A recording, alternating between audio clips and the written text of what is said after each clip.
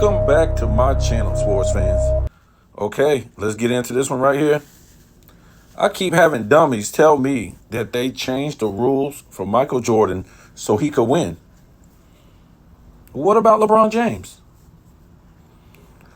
Seems to me they changed the rules for Michael Jordan back to the regular rules, right? They changed the Detroit Pistons rules because didn't they have Jordan rules, right? We all know about that. It was a book. Angry Old Hoops, he made a video on this, on how the Pistons even admitted that they made rules for Jordan, which was punching and kicking this guy while he was in the air, hacking the hell out of him. So all the NBA did was change the rules back. Because the Celtics, they weren't punching and kicking Michael Jordan in the air or hacking him. The Knicks wasn't. No other team was doing this to Michael Jordan in the 80s. But the Pistons, yes, we know the Pistons in the late 80s were rough playing everybody. But they was not grabbing Larry Bird out the air. They wasn't grabbing Magic Johnson out the air.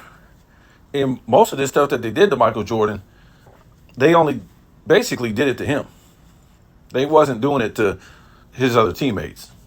So we're going to look at this real quick. Because the LeBron James fans, they say it's okay if a guy was getting punched and kicked while he was in the air. And so what the NBA did in the 90 offseason, they didn't outlaw hand checking or elbows in the back or maybe a hard foul to the basket. No, they outlawed punching and kicking a guy while he was up in the air, Michael Jordan, to a flagrant foul. Right? Now, the Pistons could still hand check. They could still put elbows in the back in the post. They could still do a hard foul to the basket, but not hack a guy to where you was going to hurt him. On the other hand, what did the NBA do for LeBron James in the 04, 05, I think it was off season? They got rid of hand checking. And we all heard this. Oh, they got rid of hand checking in the 90s. Well, Michael Jordan in 94 wasn't even playing. 94, 95, he wasn't even playing until when? Till the last 18 games. So they didn't do that for him. He was still playing baseball. And all they did was outlaw hand checking. Okay? And as you will see, if you go back and look at the games in the 94-95 season, all the way up until 2004, they were still doing hand checking.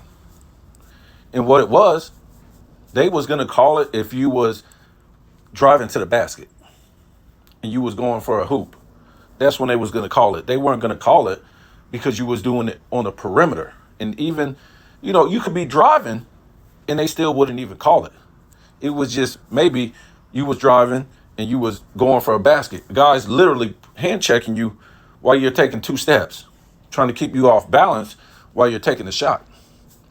In 2000, and if you don't see these images, they're going to pop up on the screen in a minute for you as I start to break them down. But in the 04-05 offseason, they strictly outlawed it.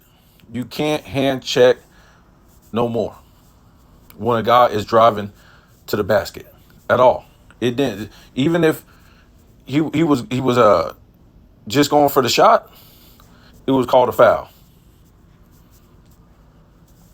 Now, what we need to remember is, yes, when we look at the 2000s, like 2006, 2007, 2008, yes, they were still hand checking on the perimeter. But as you start driving, they could start calling it. Just driving, not even going up for a basket. They could just start calling it on a drive. Okay? So you were putting yourself in jeopardy of that being called. Now, when we look at this image right here, that's going to pop up on your screen, you can see that, we all know this famous photo right here. They say that all these guys it took to beat LeBron James in the 07 finals. Well, let's not forget, they was letting him shoot the three, and he shot like 20-something% from three. He shot like 61% or something like that from the line. So who was stopping him then? And this picture right here, it shows you they weren't hand checking LeBron. They were just swarming him, keeping this guy at the perimeter. And this photo isn't all the whole game. It was mostly Bruce Bowen and at times Tony Parker or whoever was guarding him. They would just make this guy shoot the ball. Remember, it wasn't a lot of space back then like it is now. So if you drove to the basket, it was guys there to stop you. So they kept LeBron at the perimeter to shoot. Go back and watch those 7 finals. Game by game. It's only 4 games. You don't have to watch the whole game. Unless you get it from the NBA. Most people just got clips and clips and clips. And it's LeBron James breaking it up from the perimeter. The guy couldn't shoot like Michael Jordan. Go watch when Michael Jordan first came in the league. I would say about 75% of his game was from the perimeter. Was shooting the hell out the mid-range. So a lot of people like to use this photo right here like they did this the whole game. No. All they did when they was playing one-on-one with LeBron, which this guy needed a lot of screens. If you go watch Michael Jordan play basketball, he didn't need no screens. He went one-on-one with his defenders. So let's look at this right here. It's going to pop up on the screen. In Washington, because the dummies, they say that they, got rid of hand checking for Michael Jordan. As you can see in this photo right here, Michael Jordan driving to the basket, being hand checked. Where's the foul? There's no foul. There's no foul. They wasn't going to call it unless Jordan was actually taking 2 steps or shooting the ball to the basket. That's when they was going to call hand checking. You can't push a guy or hand check him while he's shooting the ball. Can you hand check him now while he's driving? Yes, you can do that. Yes, you can do that. It never stopped. And this was a physicality in the in that era when Michael Jordan was still playing with the Wizards that he was facing at 39, 40 years old, coming off the couch from drinking whiskey and smoking cigars.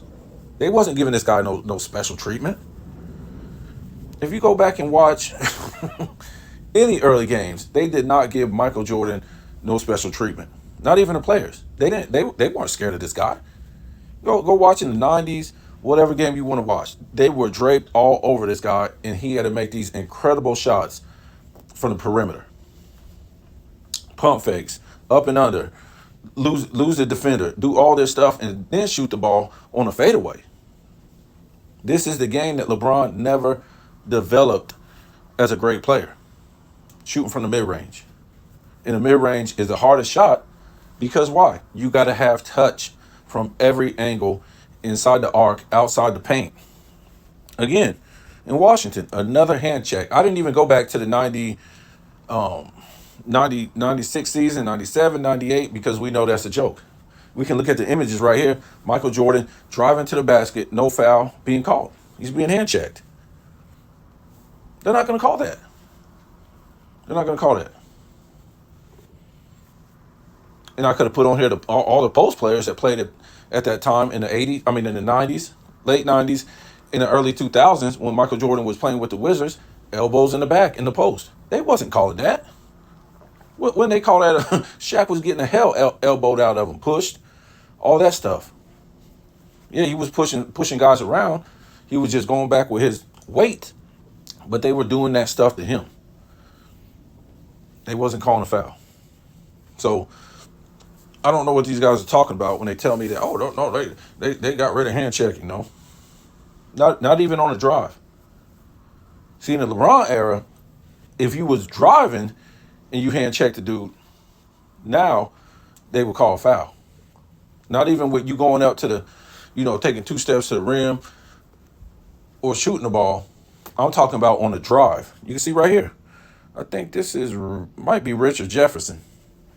Hand checking Michael Jordan. You can see right now he's trying to drive. They ain't gonna call this a foul. This is when grown men played. That's what they did. They knew that these guys were gonna drive to the basket and they were gonna let it go unless you fouled a guy in his motion. You hit him on the elbow, you hit him on the hand, or you hacked him with the body. That was the real foul. It wasn't hand checking. I guess they would consider the refs being soft back then if they did something like that. They just let this play.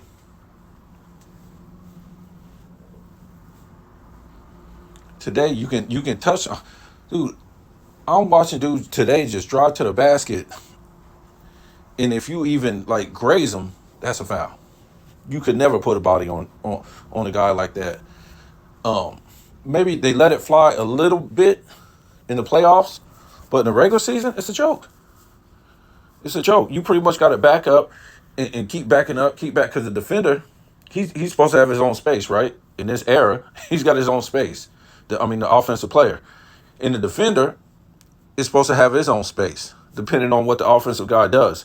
So when the offensive guy, when he drives with the ball, the defender now has to keep backing up, keep backing up, keep backing up until the offensive guy shoots, and they determine the space then. Which I don't even I don't know what the space is now. Where your space is, a defender and an offensive player, is the referees are bad now. Game to game, referees should be fined because if you want to, have this style of play for this team in this game, the same has to apply for the other team. You can't just be making this call, but don't make this call for one team and not the other. You can see LeBron James right here being hand checked. Guess what? He's not driving to the basket. They're not going to call it. Now, if you're driving in this era, if you're driving to the basket and you hand check them, now they're going to call it 99% of the time. So you're pretty much at the will of the offensive guy for more scoring. Which, if you guys say, "Oh, that's fair," well, okay, if you want to say that, but I'm just trying to tell you, even in Washington, a guy could, when Jordan was playing in Washington, a guy could drive and being hand checked, and they don't call it. They won't call it until the guy is going up for an attempt. That's how fouls were called back then. Not as he was driving in the LeBron James era, because that's what a lot of dudes would be. I try to find a lot of images. Maybe there are, but I looked on the internet and I try to get them. LeBron being hand checked, and nothing will come up except when he's just like sitting there dribbling, not even making a move, like this image right here. He's not making a move, and the guy's hand checking him. This is in Miami, and I can tell you what a lot of these guys will do. They'll get all these images where LeBron was getting clobbered and all this stuff in his career. Well, it's a hard foul. You want to put this guy on the line, turn him into a brick fest, because he's a liability at the line. Give him a hard foul, make him earn it, because he's only going to shoot what 71%, 72%. He's going to miss a lot of those free throws, especially in the fourth quarter. You want to just put this guy at the line in the fourth quarter. When he was with Miami, when he was with Cleveland, even now when he's with the Lakers. Yeah, he shot a little bit better this season, but you want to put him on the line, just like a Karl Malone. For some reason, these big jack guys with muscles don't shoot too good from the line. Karl Malone, he blew so many damn free throws. I think they could have beat the Bulls in the finals. I was watching, the flu game? Wow. Michael Jordan hit his free throws. I was watching when he was younger in the 86-87 season, when he first came into the league. But that 86-87 season, I think, when he averaged 37 points per game, I think one game they were playing the Hawks, and this guy hit, if I'm not mistaken, 17 or 18 free throws in a row. Only a real shooter could do something like that. LeBron James could never do nothing like that. Could he ever hit 10 free throws in a row? I don't know about that. Michael Jordan hit like 17, 18 in a row. And I think he was going for more than that, like 20, 23 or something crazy. That was in one game, he hit like 17 in a row. And it surprised me. He was going for like some kind of record, and it was a center. I forget the center's name. He was in the record book for hitting the most in a row with a whole bunch of guards. God, what was his name? Man, I forget. But yeah, you want to put LeBron James on the line. He's a liability. I mean, imagine in the 80s and 90s. This guy would be on the line a lot. They would take turns, especially in the fourth quarter when the game was on the line, putting this guy on the line because he's a liability. They would just give him a good hard foul. They wouldn't even have to hack him. They'd probably do like a hack a shack or something like that. No, they won't do a hack a shack. Is, they did that to him. I mean, they really had to hack him for him not to make the shot. He would still go up and they would stop him before he even made the shot. That's what the hack a shack would be. They was fouling Shaq when he didn't even have the ball. that was the hack a shack. And people say that Shaq would have, I don't know, he would have averaged maybe 30 points per game or something like that if he would have hit more of his free throws. But, another big, strong guy couldn't shoot free throws. Will Chamberlain, another big, strong guy, couldn't hit free throws. LeBron James, what did I say? Karl Malone, whew, brick fest from the free throw line in important games. So, yeah, that's what I wanted to mention. Michael Jordan, he was already balling. They didn't need to change the rules for him so he could start being a good player. LeBron James, the 04, what was it? They said 04, 05.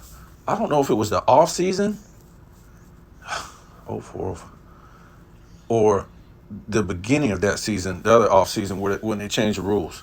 But if it was before the 04, 05 season started, LeBron still didn't make the playoffs. Remember, he missed the playoffs with an all-star teammate. Now, he did start scoring more, right? So did Kobe. So did all these guys. They start scoring more once they changed the rules.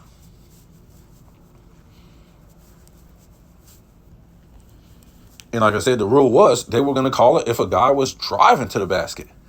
Not actually in the motion yet of going up and scoring, even if they start driving. So that's when you had to make a bold decision if you was going to do something like that, especially in the fourth quarter. That's when they call a lot of fouls, more in the fourth quarters. So Michael Jordan, he was already great when they changed that rule to where you couldn't punch and kick him in the air. I mean, they could have had a four-peat. They could have had a four-peat if they would have changed that rule before, that you couldn't punch and kick somebody in the air. What they said hack. If you hack somebody, that's a flagrant foul. No, that's not the rule they was changing. Because when you hack somebody, that's just a hard foul to the basket. What they were saying was you couldn't punch and kick this guy and bring him out of the air, but they didn't want to specify saying that because they would have been looking bad. Because they let that happen for 3 seasons in the playoffs when the Bulls were playing the Pistons. So you guys tell me what you think. Yeah. Pretty much couldn't punch and kick somebody in the air. That's what the rule was. And once they couldn't do that no more playing football, they became a defenseless team. That's what Detroit became against the Bulls. Now, they were great against other teams without doing that. But what was Michael Jordan supposed to do? Shoot all his shots from the perimeter? He was already shooting 70% of them from the perimeter and going to the basket on 30% of the other ones. So, no, he wasn't going to just sit out there and shoot perimeter shots. Tell me what you think.